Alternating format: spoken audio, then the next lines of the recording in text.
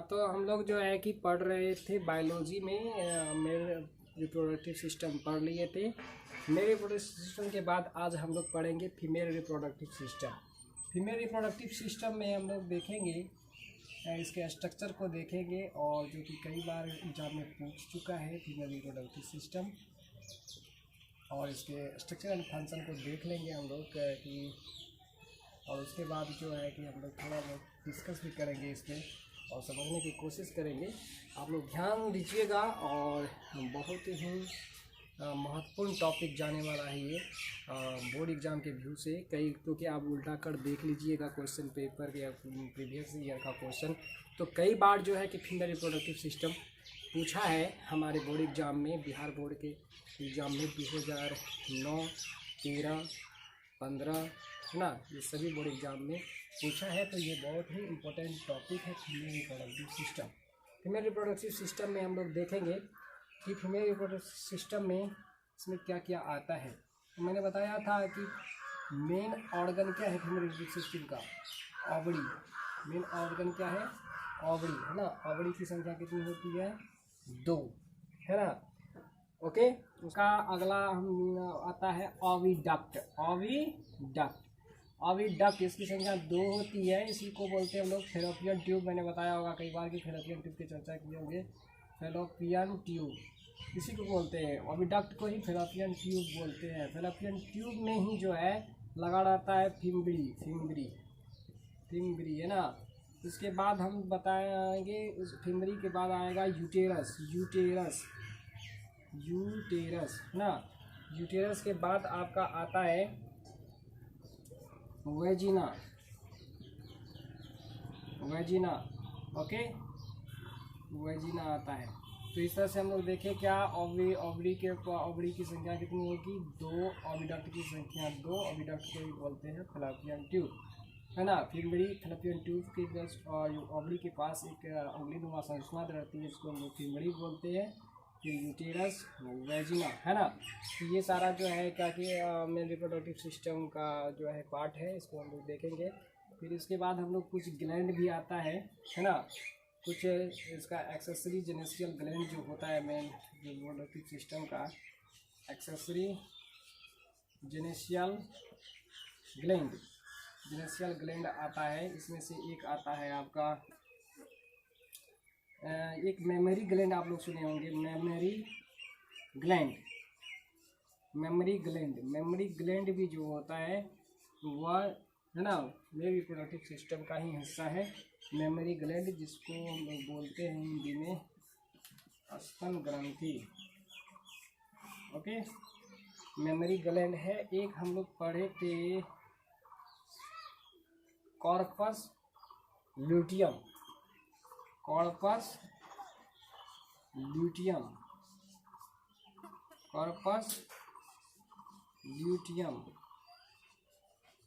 है ना। ये 2 ग्लैंड है जो है कि बहुत मतलब फीमेल रिप्रोडक्टिव सिस्टम में ये 2 ग्लैंड, एक मेमोरी ग्लैंड, एक कॉर्पस ल्यूटियम, ये 2 इम्पोर्टेंट ग्लैंड होता है। तो ये दोनों ग्लैंड देख लीजिएगा। और इस तरह से जो है हम लोग देख रहे थे मेमोरी ग्लैंड है, कॉर्पस ल्यूटियम, ये 2 ग्लैंड हो गया आपका है ना। फीमेल रिप्रोडक्टिव का जेनेसियल ग्लैंड में ये आता है ना। तो इसमें जो है कि आप लोग देखें कितने पार्ट हुए, कितने नाम है फीमेल रिप्रोडक्टिव में। ये याद रखना है कि क्या क्या होता है। ओवरी होता है ना। ओविडक्ट के अंतर्गत आ जाएगा आपका फैलोपियन ट्यूब आ जाएगा, फिम्बरी भी आ जाएगा, यूटेरस। ओके, यूटेरस आएगा, वेजिना आता है ना। और जेनेसियल ग्लैंड के अंतर्गत आता है मेमोरी ग्लैंड और कॉर्पस ल्यूटियम। तो इसमें जो है कि एक सवाल पूछा जाता है कि प्राइमरी सेक्स ऑर्गन क्या है ना। इसमें से कौन प्राइमरी सेक्स ऑर्गन है। प्राइमरी सेक्स ऑर्गन कहा जाता है, ओवरी को प्राइमरी सेक्स ऑर्गन कहता है। फीमेल में ओवरी क्या है, प्राइमरी सेक्स ऑर्गन है। ओके, फीमेल में है ना प्राइमरी सेक्स ऑर्गन हुआ फीमेल में आपका ओवरी है ना। और मेल में टेस्टिस होगा। मेल में क्या होगा, टेस्टिस। तो ओवरी फीमेल में और मेल में टेस्टिस, ये 2 प्राइमरी सेक्स ऑर्गन है ना। और बाकी जो ये हो गया बचा हुआ जैसे फ्लैपियन ट्यूब, फिम्बरी, यूटेरस, वेजिना, ये सब है आपका सेकेंडरी सेक्स ऑर्गन हुआ, है ना। ये सब सेकेंडरी सेक्स ऑर्गन हुआ। तो इस चीज़ को याद रखिएगा आप लोग। इस तरह का ऑब्जेक्टिव में पूछा जाता है कि इनमें से कौन प्राइमरी सेक्स ऑर्गन है। प्राइमरी सेक्स ऑर्गन कौन सा होगा? ओवरी और टेस्टिस। क्योंकि प्राइमरी सेक्स ऑर्गन इसलिए कहा गया क्योंकि यही जो है कि मुख्य रूप से ओवरी क्या करेगा? फीमेल गैमेट का निर्माण करेगा और टेस्टिस क्या करेगा? मेल गैमेट का निर्माण करेगा। तो इसलिए जो है इसे प्राइमरी सेक्स ऑर्गन कहा जाता है।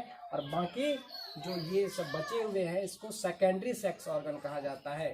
सेकेंडरी सेक्स ऑर्गन कहा जाता है। ओके, तो बाकी ये सभी सेकेंडरी सेक्स ऑर्गन है।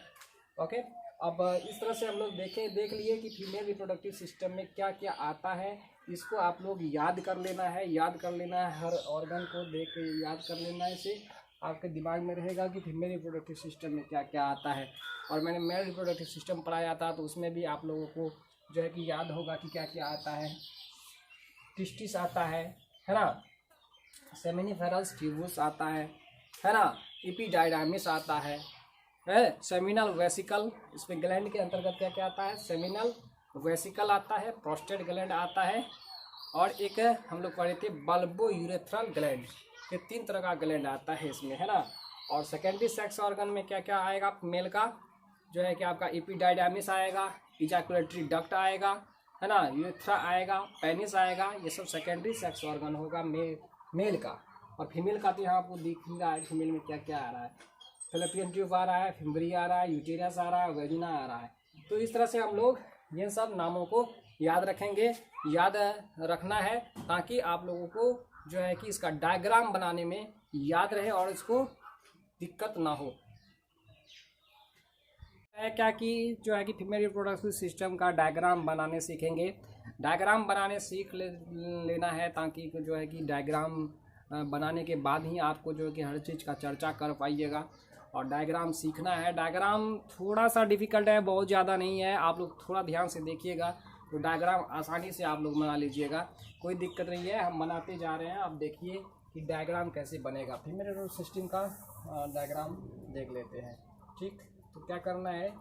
एक लाइन आप ऐसे खींचिए, फिर ऐसे कीजिए, फिर ऐसे। Okay okay. अब जो है कि आप यहाँ पे देखिए फिम्बरी का निर्माण करना है। थोड़ा सा इसको ऐसे करके, इसको ऐसे करके ऐसे कर लीजिए। ओके, और अब यहाँ पे जो है आप लोग जो है थोड़ी सी ये लाइन को ड्रॉ करते हुए यहाँ भी ऐसे कर लीजिए। ओके, बहुत ही आसान है, थोड़ा सा डिफिकल्ट लगेगा लेकिन है ये बहुत आसान। और ऐसे करके ऐसे कर लीजिए। ये जो है कि हमने स्ट्रक्चर कर दिया, कोई दिक्कत नहीं है। अब बहुत है, आसानी से बन जाएगा। ओके, तो यहाँ पे आप लोग क्या कीजिए, थोड़ा सा इस तरह से कर लीजिए, है ना। फिर यहाँ पे ऐसे कर लीजिए, फिर यहाँ पर ऐसे कर लीजिए। ठीक, और इसके बाद हम लोग देखेंगे इस जगह पे जो है क्या, ये हुआ फिम्बरी। ये जो है फिम्बरी का यहाँ पे निर्माण करेंगे। ये है फैलोपियन ट्यूब, ये है फैलोपियन ट्यूब, ये है यूटेरस। ओके, तो मैंने बताया था ओवरी की संख्या 2 होगी, एक नहीं 2 होगी। तो एक ओवरी इस जगह बनाएंगे। ओके, एक ओवरी जस्ट इसके इधर इस जगह बनाएंगे। ओके, ये ओवरी हो गई। अब इसी जगह क्या होगा, फिम्बरी रहेगा, है ना। फिम्बरी एक झालरनुमा संरचना होती है, फिम्बरी एक झालरनुमा संरचना होती है ना। तो इस तरह से फिम्बरी का हम लोग निर्माण कर लेंगे। ओके, इस तरह से फिम्बरी का निर्माण कर लेंगे।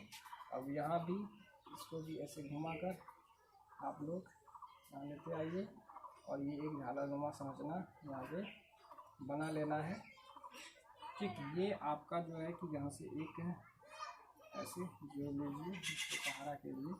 ओके, तो ये हो गया आपका ओवरी। इसी ओवरी में जो है क्या, ओव्यूल का निर्माण होता है। ओके, इसलिए इसको प्राइमरी सेक्स ऑर्गन कहा जाता है। यहीं पे जो है मेल फीमेल गेमेट का निर्माण होगा। ओके, फीमेल गेमेट ओवा का निर्माण होगा। यहीं पे जो है कि ये ओवरी में है ना, वनस्पत जो है कि एक मादा के पूरे जीवन काल में लगभग 4000 ओवा का निर्माण होता है। ओके, ये बात दिमाग में रखना, ध्यान में रखना है कि पूरे है ना एक मादा के पूरे है ना जीवन काल में है ना 4000 ओवा का निर्माण होता है। ओवा का निर्माण ओवरी में होगा, है ना। इसको भी हम लोग पढ़ेंगे। गेमेटोजेनेसिस जब मैं पढ़ाऊंगा, अभी तो स्ट्रक्चर ही देख रहा हूँ, बनावट देख रहा हूँ रिप्रोडक्टिव सिस्टम का। इसके बाद मैं गेमेटोजेनेसिस बताऊंगा। गेमेटोजेनेसिस भी बहुत इंपॉर्टेंट क्वेश्चन है। इसमें जो है कि आप लोगों को गेमेटोजेनेसिस में oogenesis और स्पर्मेटोजेनेसिस कई बार पूछा गया है, तो मैं उसको भी पढ़ाऊंगा। बहुत अच्छे से मैं समझा दूंगा आप लोगों को, तो वो भी इम्पोर्टेंट है बोर्ड एग्ज़ाम के व्यू से अगर आप लोग तैयारी कर।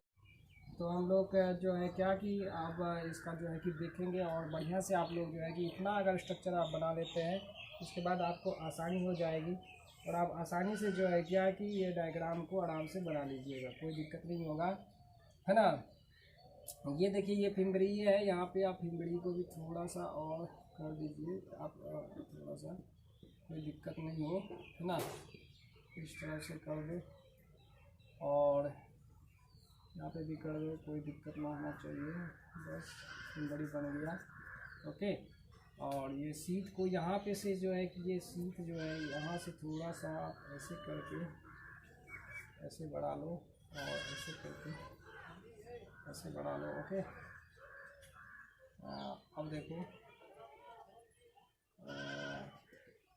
ये हो गया। अब इसका जो है हम लोग जो है कि नामकरण करेंगे। ओके, इसको नामकरण करेंगे। तो मैंने बताया ये क्या है, पहला ये देखोगे ये क्या है, इसको बोलो ओवरी। ये क्या है, ओवरी है। अब ये क्या है, ये है फिंगड़ी।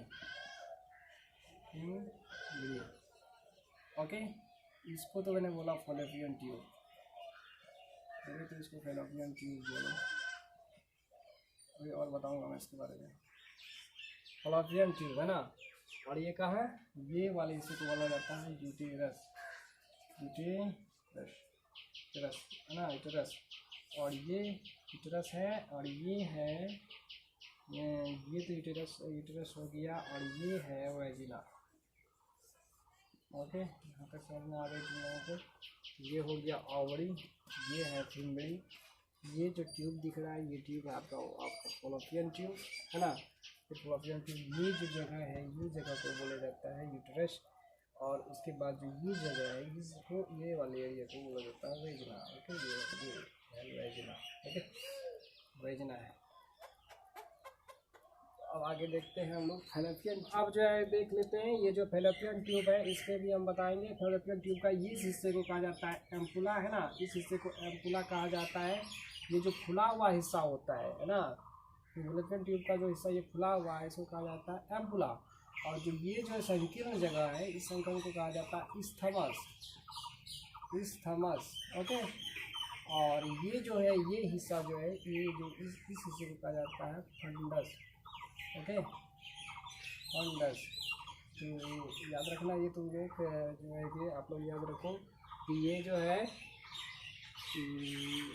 ये तो फैलोपियन ट्यूब हो गया। ये फैलोपियन ट्यूब का ये फुला हुआ हिस्सा, ये है फिंगड़ी, ये जो झालरनुमा संरचना है। फिर उसके बाद ये फुला हुआ हिस्सा एम्पुला, फिर ये संकीर्ण हिस्सा है इस्थमस, और इस वाले हिस्से को फंडस कहा जाता है। तो इस तरह से आप लोग जो है क्या कि फीमेल रिप्रोडक्टिव सिस्टम का जो है कि स्ट्रक्चर बनाना सीखे, और आप लोग बढ़िया से स्ट्रक्चर इसका बनाना सीख लीजिए, और एक दो बार घर में ट्राई कीजिए, और आसानी से आप लोगों का हो जाएगा। किसी तरह की आपको दिक्कत होती है तो जो है कि हमारे सर हैं, डायरेक्टर सर हैं, उसके नंबर से कांटेक्ट कर सकते हैं, या हमारे नंबर पर कांटेक्ट कर सकते हैं।